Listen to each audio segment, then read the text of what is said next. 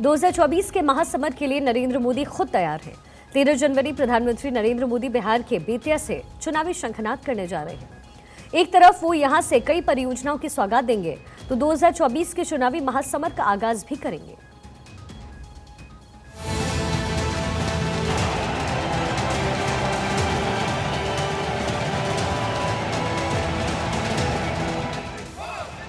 दो 2024 के चुनावों को लेकर बीजेपी ने अपनी तैयारियां शुरू कर दी हैं। एक तरफ लगातार बैठकों का दौर जारी है, तो दूसरी तरफ प्रधानमंत्री नरेंद्र मोदी की भी धुआंधार रैलियां शुरू होने वाली हैं। प्रधानमंत्री नरेंद्र मोदी की होने वाली रैली को लेकर बीजेपी के जनप्रतिनिधियों ने अधिकारियों के साथ में पहुंचकर तैयारियों का जायजा लिया। प्रधानमंत्री नरेंद्र मोदी बेतिया की रैली से कई बड़ी सौगातें भी दे सकते हैं। बेतिया के रमना मैदान में पीएम मोदी की ये रैली होगी। दरअसल लोकसभा के चुनाव जैसे जैसे नजदीक आ रहे हैं, सभी पार्टियों ने अपनी अपनी तैयारियां तेज कर दी हैं। एक तरफ जहां पर INDIA अलायंस अलग अलग दल अभी भी सीट शेयरिंग जैसे मुद्दों में उलझे हुए नजर आ रहे हैं, तो वहीं दूसरी तरफ भारतीय जनता पार्टी ने अपनी तैयारियां तेज कर दी हैं। बीजेपी अध्यक्ष JP नड्डा अलग अलग राज्यों के नेताओं के साथ में बैठक कर रहे हैं। वहीं पीएम मोदी भी अब बहुत जल्द मैदान में उतरकर मोर्चा संभालने वाले हैं और इसीलिए 13 जनवरी को बिहार के बेतिया से पीएम मोदी शंखनाद करने जा रहे हैं। Bureau report, Bharat 24। प्रधानमंत्री बिहार के बेतिया से शुरुआत करने जा रहे हैं, तो उधर बीजेपी अध्यक्ष JP नड्डा लगातार बैठक कर रहे हैं। अपने राजस्थान दौरे में भी प्रधानमंत्री नरेंद्र मोदी ने राजस्थान सरकार के मंत्रियों, विधायकों और सीनियर लीडर्स को कई दिशा निर्देश दिए और साफ साफ कहा कि जनता के बीच रहकर जनता की सेवा करें, साथ ही सरकार की योजनाओं और उपलब्धियों के बारे में भी गांव-गांव में जाकर के बताएं।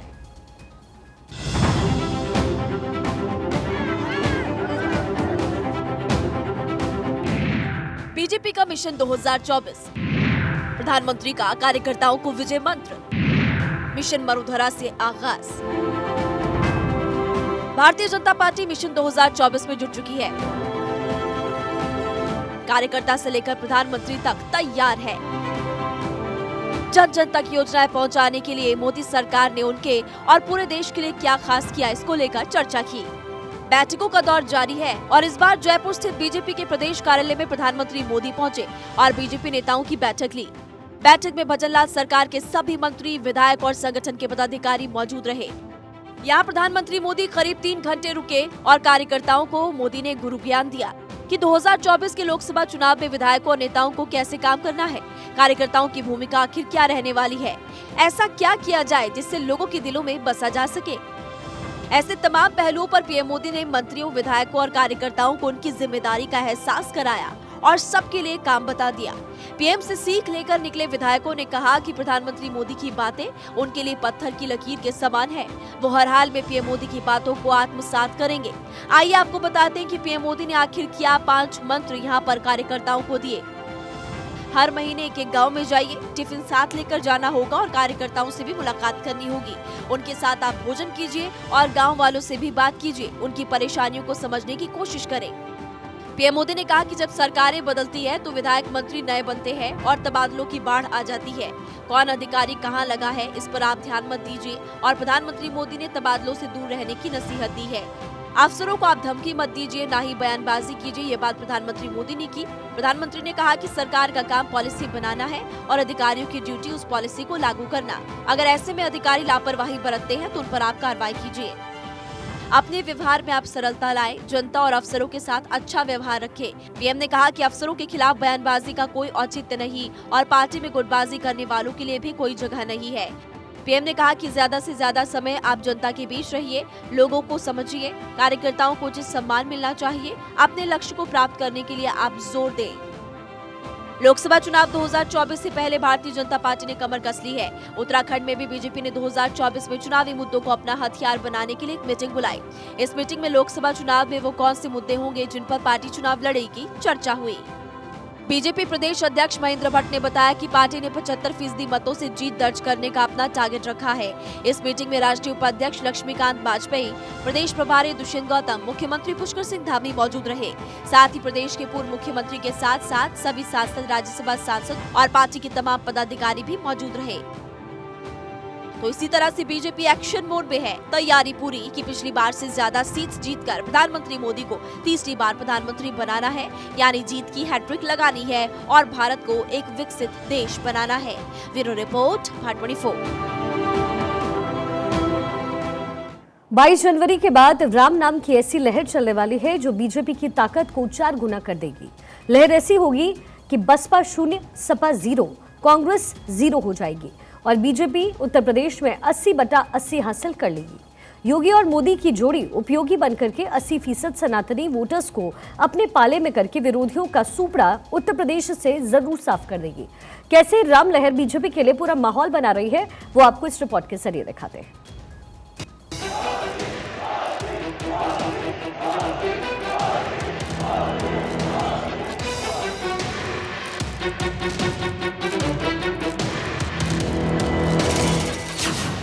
राम लहर हर ओर, बीजेपी 400 सीटों की ओर।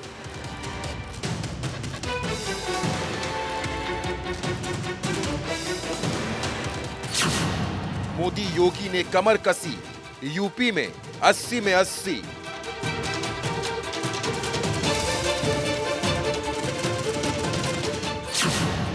विपक्ष एकदम खामोश, खत्म हो गया जोश।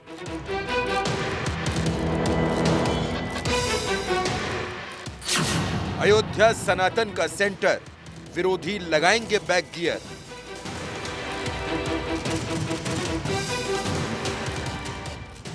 तो 2024 के चुनाव का एजेंडा बिल्कुल सेट हो चुका है। राम मंदिर बीजेपी का वो ब्रह्मास्त्र है जो बड़े बड़े विरोधियों के हर बाण को ध्वस्त कर देगा। मोदी और योगी ने पूरी तैयारी कर ली है। अयोध्या से ऐसी लहर उठने वाली है जिसके गुबार में विरोधी खो जाएंगे। अयोध्या से उठने वाली लहर अमेठी तक जाएगी और रायबरेली तक भी जाएगी, तो अखिलेश यादव के गढ़ मैनपुरी को भी प्रभावित करेगी और आजमगढ़ से लेकर रामपुर तक राम लहर देखने को मिलेगी। अखिलेश यादव जहां से चुनाव लड़ना चाहते हैं, उस कन्नौज में भी राम नाम की लहर दिखाई देगी। तो जाटलैंड मुजफ्फरनगर से लेकर सहारनपुर तक राम के नाम की महिमा का बीजेपी फायदा उठाना चाहती है। प्रयागराज, मथुरा, कानपुर, लखनऊ, हर जगह बीजेपी राम के नाम के सहारे वोटर्स को अपने पाले में करना चाहती है। यादव लैंड हो या जाट लैंड, हर जगह राम लहर का असर साफ साफ देखने को मिलेगा। बीजेपी पूरब, पश्चिम, उत्तर, दक्षिण हर तरफ एक एक वोट को अपने पक्ष में साधेगी, क्योंकि बीजेपी का पूरा फोकस है यूपी की 80 सीटों पर।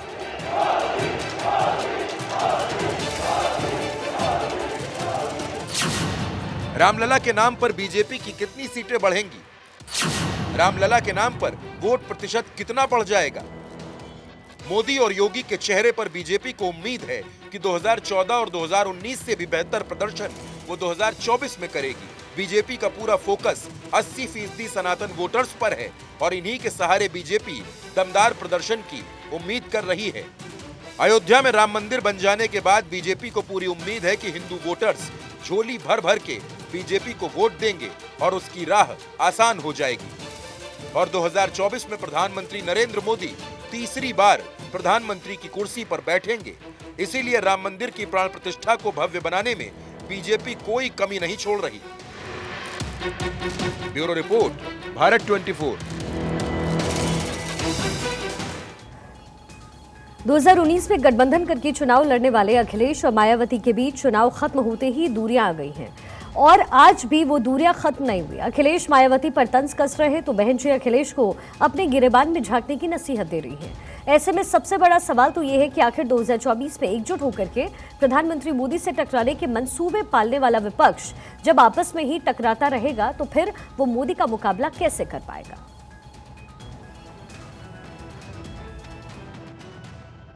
लोकसभा चुनाव, एसपी बीएसपी में तनाव। अखिलेश ने कही भरोसे वाली बात, बीएसपी सुप्रीमो ने याद दिलाया पिता का आशीर्वाद। खुद के गिरबान में झांके अखिलेश, दामन कितना दागदार, दोनों के बीच क्या कलेश। आखिर इतने दिनों से शांत रहने वाली बीएसपी सुप्रीमो मायावती के तीखे तेवर कैसे हो गए? वे अचानक से सपा प्रमुख अखिलेश यादव पर क्यों भड़क गई? आखिर ऐसी क्या बात हुई जो अखिलेश को मुलायम सिंह यादव का आशीर्वाद याद दिलाना पड़ा? इतना ही नहीं, उन्होंने उनकी गिराबान में झांकने तक की नसीहत दे डाली। इन सवालों के जवाब एक ही शब्द में खत्म नहीं होंगे, क्योंकि इतने सवाल यूं ही तो खड़े नहीं हुए होंगे। आखिर अखिलेश ने ऐसा क्या कहा होगा जिससे बीएसपी सुप्रीमो मायावती को ट्विटर पर आकर सपा प्रमुख को समझाना पड़ा? दरअसल अखिलेश यादव बीते दिनों शनिवार को बलिया दौरे पर थे, जहां उन्होंने इंडिया ब्लॉक में मायावती और बीएसपी को शामिल करने के बारे में सवाल किया गया तो उन्होंने तंज भरे लफ्ज में पलटकर पूछ लिया, और पूछा भी क्या, सीधे कहा, उसके बाद 2024 लोकसभा चुनाव का भरोसा आप दिलाओगे क्या? बात भरोसे की है, अगर वो आती हैं तो आप में से कौन भरोसा दिलाएगा? हाल ही में हुई इंडिया ब्लॉक की बैठक में अखिलेश यादव ने बीएसपी को शामिल करने के प्रति असहमति जताई थी। है तो क्या अगर मायावती इस गठबंधन में जुड़ती है तो ये इंडिया गठबंधन के लिए फायदा होगा या नहीं होगा? उसके बाद का भरोसा आप दिलाओगे?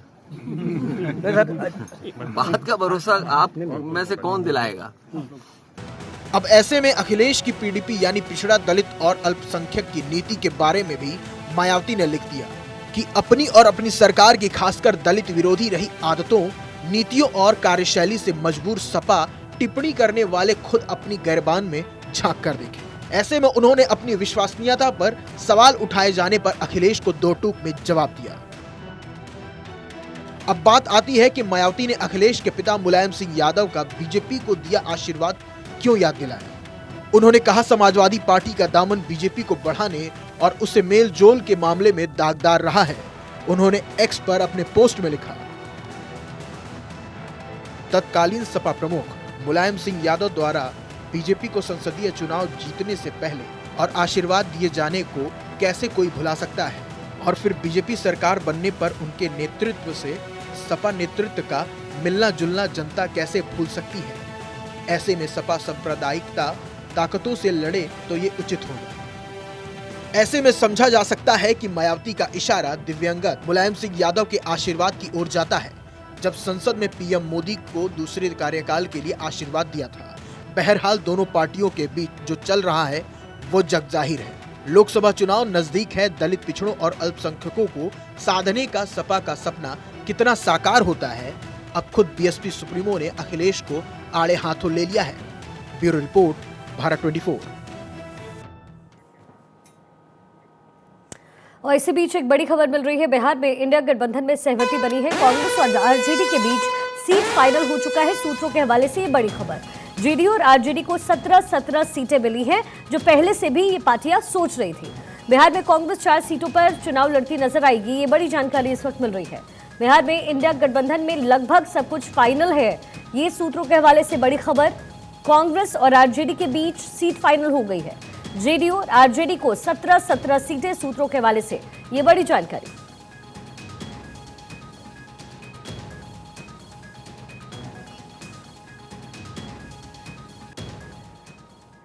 पूरा देश राम मंदिर की प्राण प्रतिष्ठा की प्रतीक्षा कर रहे हैं, लेकिन सियासत में ही कुछ ऐसे चेहरे हैं जो राम मंदिर कार्यक्रम पर निशाना साध रहे हैं और देश के मुसलमानों को डरा रहे हैं।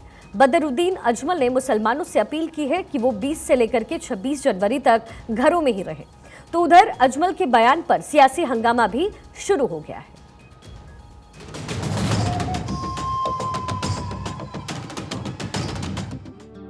एक तरफ श्री प्रभु राम का भव्य मंदिर बन रहा है, पूरा देश प्रभु के स्वागत के लिए तैयार खड़ा है। हर कोई प्राण प्रतिष्ठा कार्यक्रम का इंतजार कर रहा है, लेकिन जाति और धर्म के नाम पर सियासत करने वाले लोगों की भावनाओं को भड़काने वाले लोग एक बार फिर से सक्रिय हैं।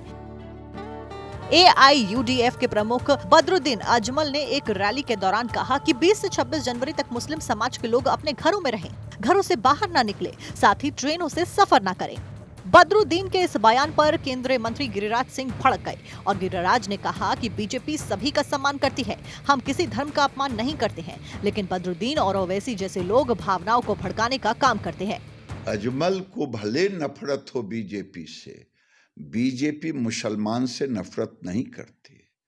और आपने देखा होगा वो मुसलमानों को डराएं, धमकाएं, उनमें भ्रम पैदा करें, लेकिन इकबाल अंसारी जो राम जन्मभूमि के पिटिशनर थे, उनके पिताजी, वो जा रहे हैं और पूजा में भी सम्मिलित होंगे। भारतीय जनता पार्टी सर्वधर्म में भरोसा रखती है और सर्वधर्म का सम्मान करती है। भाई, ये बिना मतलब का भ्रम फैलाने का प्रयास किया जाता है, लोगों में डर भय का माहौल बनाने का प्रयास किया जाता है।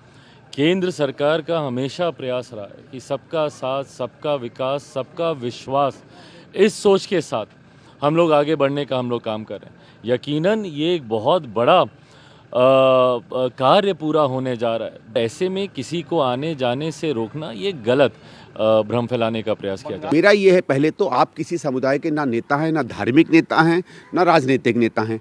अपनी बात आप अपने लिए रखिए, अपनी पार्टी के लोगों से कहिए। अगर आपको लगता है कि 20 से 28 तक आपको घरों में रहना है तो रहिए। जहाँ तक इस देश की बात है, इस देश का कोई भी व्यक्ति किसी भी धर्म का हो, वो जो कानून से की हुई कार्रवाइयाँ हैं उसको मानता है। राम मंदिर के विषय में और बाबरी मस्जिद के जो आपस में विवाद हुआ था, उस पर ये बात दोनों पार्टियों ने तय की थी कि जो भी सुप्रीम कोर्ट तय करेगा उस बात को मान्य माना जाएगा। बदरुद्दीन अजमल, असदुद्दीन अवैसी, ये खुद को मुसलमानों के बहुत बड़े रहनुमा समझते हैं अपने आप। हालांकि ये दोनों वोट के दलाल हैं। मैं अपने मुस्लिम भाइयों से, खास तौर से देशवासियों से कहना चाहूँगा कि हमारे पास विश्व का सबसे बड़ा नेता प्रधानमंत्री श्री नरेंद्र मोदी की तरफ देखना चाहिए और उनके आह्वान पर बाहर निकलकर सच में हमें दिवाली मनानी चाहिए।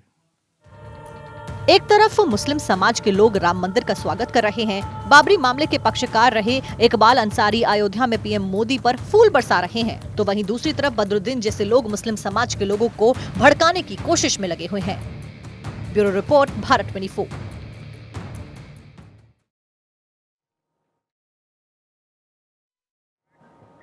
और इसी बीच एक और बड़ी खबर, राजस्थान में मुख्यमंत्री भजनलाल शर्मा ने गहलोत राज में सीबीआई जांच पर लगी रोक को हटा दिया है।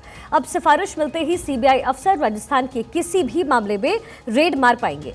इस फैसले के बाद वो 5 मामले फिर से चर्चा में हैं, जिनकी जांच का मुद्दा चुनाव से पहले बीजेपी ने जोर शोर से उठाया। घोषणा पत्र में किए वादे के मुताबिक हाल ही में पेपर लीक मामले में एसआईटी का गठन तो कर ही दिया है। केंद्र का इशारा मिला तो मामले की जांच सीबीआई को भेजी जा सकती है। अगर सीबीआई ने सभी 5 मामलों की फाइलें खोली तो उसकी जांच की आंच पूर्व मुख्यमंत्री अशोक गहलोत, उनकी कैबिनेट में रहे 4 पूर्व मंत्रियों सहित 2 सीनियर आईएएस अफसर तक पहुंच सकती है। अगर उन मामलों की बात करें तो उनमें जो प्रमुख हैं वो है phone tapping case, paper leak मामला, चंबल रिवर फ्रंट, जल जीवन मिशन, सचिवालय की अलमारी में 2.31 करोड़ कैश और गोल्ड।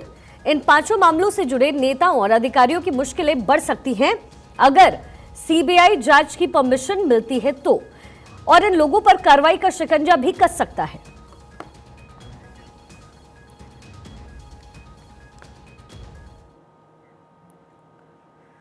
इसरो के गगनयान TVD-1 के टेस्ट मिशन की सफलता पर केंद्रीय मंत्री जितेंद्र सिंह ने कहा कि इस कामयाबी से गगनयान की यात्रा को जो आखिरी पड़ाव है उसकी तरफ हमने पहला कदम बढ़ाया है और हम ये कह सकते हैं कि 2025 में हम गगनयान भेजेंगे।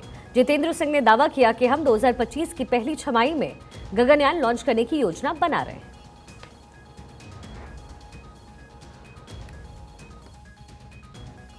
गगनयान लगभग 2025 के हो सकता है कि पहले हिस्से में ही उसकी लॉन्चिंग हो जाए। उससे पहले कुछ एक टेस्ट फ्लाइट्स करनी पड़ती है हमें, क्योंकि आप इस बात को तो समझेंगे कि जिस प्रकार से एक मानव को अंतरिक्ष में भेजना एक बड़ा महत्वपूर्ण कार्य है, उतना ही महत्वपूर्ण और उतना ही अनिवार्य है कि उसको सुरक्षित वापस लाया जाए। तो अलग अलग उसमें मॉड्यूल्स रहते हैं। एक क्रू मॉड्यूल जिसमें ये लोग बैठते हैं, दूसरा जिसमें ये प्रयोग करते हैं। तो क्रू मॉड्यूल जैसे जाएगा, फिर वापस कैसे पानी में लौटे, उसको कैसे सुरक्षित बाहर निकालना, उस सब के लिए हमारी एक छोटी टेस्ट फ्लाइट हुई है, 1-2 और होगी।